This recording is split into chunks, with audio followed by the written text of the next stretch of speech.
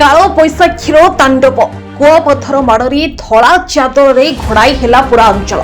बुधवार अपराह अनुगुल जिला मैथरपुर और यार आखपाख अंचल काल बैशाखीर कराल रूप देखा मिली।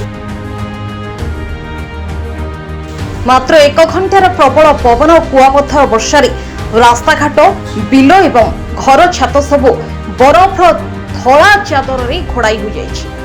ए प्राकृतिक विपर्यय जोगु समग्र अंचल एक प्रकार स्तब्ध हो जाइछि।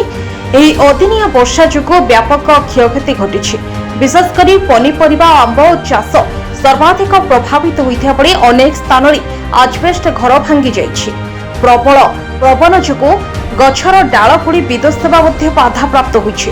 प्रशासन पक्षरु क्षयक्षतिर आकलन जारी रहिथा बेले स्थानीय बासिंदा को सतर्क रहिबाको परामर्श दिया जाइछि। Bureau report ATV Angul.